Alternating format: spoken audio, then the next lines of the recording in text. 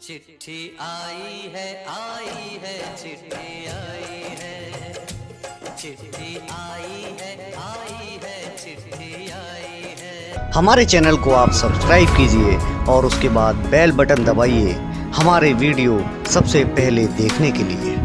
विनोबा जी ने इसीलिए कहा कि स्वदेशी यानी क्या, स्वावलंबन तो हम सब समझते हैं, उसका उन्होंने उपयोग किया स्वदेशी यानी स्वावलंबन, लेकिन दूसरा शब्द उपयोग किया अहिंसा। ये कहां से आ गया भाई? स्वदेशी में अहिंसा कहां से आ गई? क्योंकि वो भारत की सनातन आत्मा का जीवन का मूल्य है। सत्य अहिंसा अस्त्य अपरिग्रह ब्रह्मचर्य। दत्तोपंत ठेंगड़ी ने कहा कि स्वदेशी केवल सामान और सेवा तक सीमित नहीं है, उसका अर्थ राष्ट्रीय आत्मनिर्भरता हम समझ सकते हैं, राष्ट्रीय संप्रभुता ये भी हम समझते हैं, लेकिन आगे उन्होंने बात कही बराबरी के आधार पर अंतरराष्ट्रीय सहयोग की स्थिति।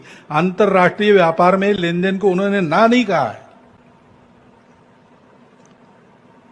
हम ऐसे बने इसलिए बराबरी से बात करके अपनी शर्तों के आधार पर हम कंपनियों को बुलाते हैं।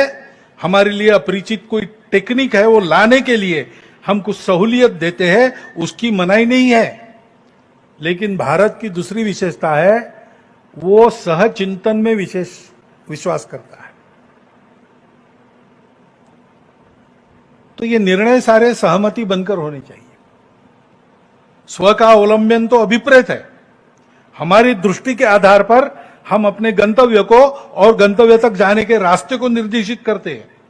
उसी दौड़ में शामिल होकर जिसमें दुनिया भाग रही है उसमें हम जीत जाते हैं तो पराक्रम तो निश्चित है, लेकिन उसमें स्व नहीं है। यानी इतनी सारी चीनी मिलें अपनी चलती है तो बहुत सारा अल्कोहल बना के हम शराब के नंबर 1 एक्सपोर्टर बन गए तो एक्सपोर्ट का लाभ तो हमको मिलेगा और नंबर 1 तो हम हो जाएंगे। लेकिन शराब बनाना अपने मूल्य पद्धति में बैठता है क्या? शराबबंदी का कानून वापस लेने की कुछ बातें हो रही है ऐसा मैंने सुना, पता नहीं भारत का आदमी क्या विचार करेगा।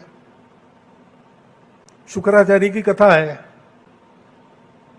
कृष्ण के वंश का विनाश उस व्यसन के कारण हुआ है और वर्तमान में साक्ष्य है परिवार कैसे उद्ध्वस्त होते हैं।